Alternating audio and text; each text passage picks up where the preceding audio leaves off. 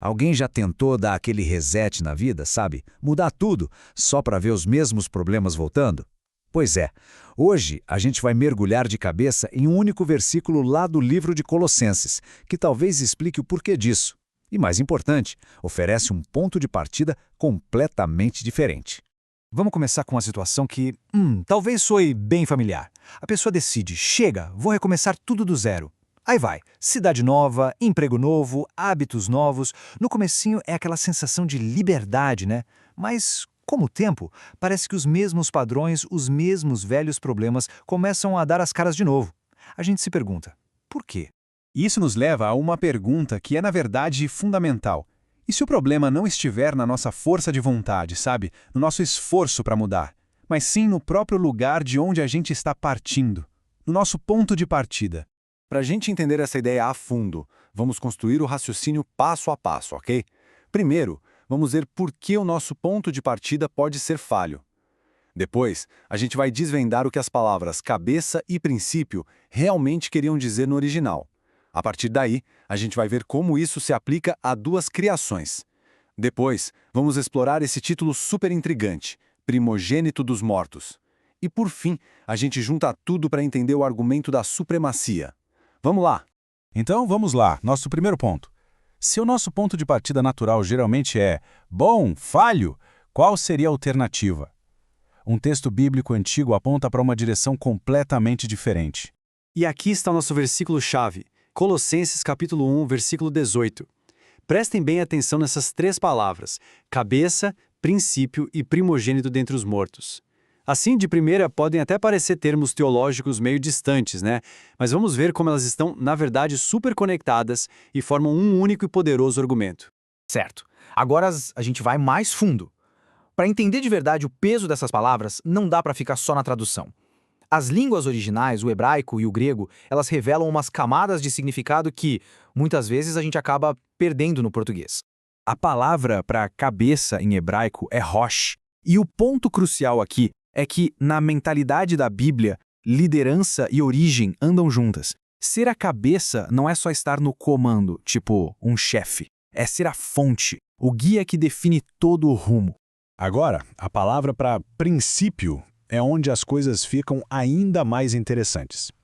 Em hebraico é reshit e em grego arché.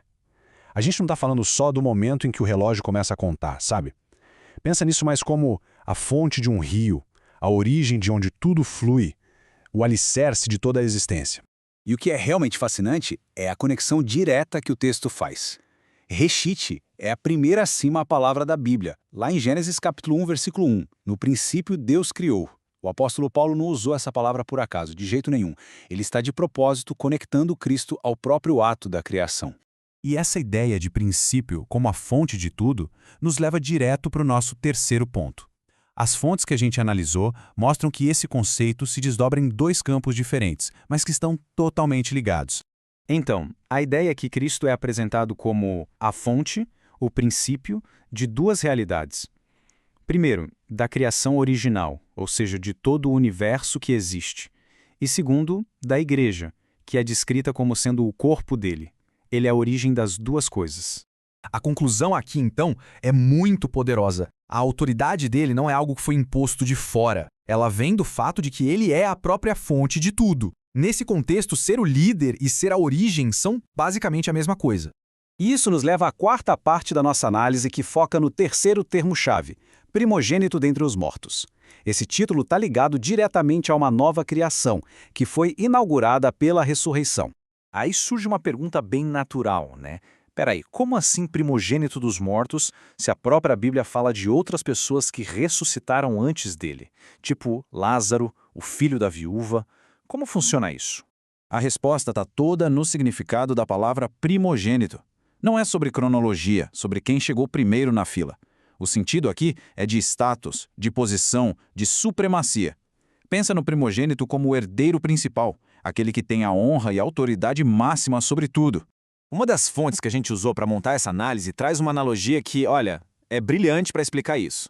Diz que as ressurreições que aconteceram antes foram como um cheque pré-datado.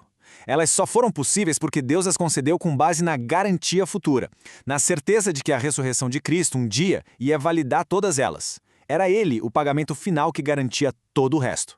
E tem mais um ponto super importante. A ressurreição dele foi diferente de todas as outras em qualidade. Não foi só um retorno temporário à vida antiga para depois morrer de novo, sabe? Foi uma vitória definitiva sobre a própria morte. Foi o começo de um novo tipo de existência, de uma humanidade que não está mais sujeita ao fim. Ok, chegamos na nossa parte final. A gente já viu o que significa cabeça, princípio e primogênito. Agora, vamos juntar todas essas peças do quebra-cabeça e ver como elas constroem um argumento super sólido para a supremacia de Cristo.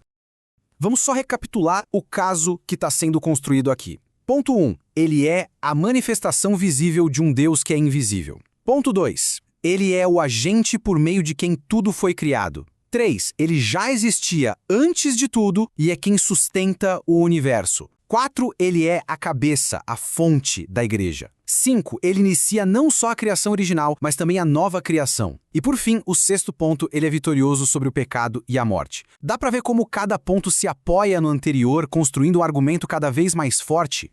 E o ponto mais importante de todos é que isso não é para ser só uma teologia abstrata, uma discussão filosófica.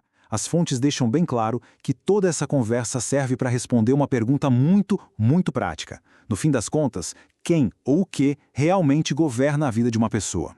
E aqui está a aplicação final, a grande virada de chave que a gente mencionou lá no começo. Cristo só se torna de verdade o princípio na vida de alguém quando essa pessoa para de começar por si mesma, com seus próprios planos, com as suas próprias forças. E assim, a gente volta ao início de tudo. Se a nossa tentativa de recomeçar a vida por conta própria parte de um ponto falho, o que realmente significa, na prática, fazer deste princípio o nosso novo e verdadeiro começo? É uma pergunta para a gente levar e refletir.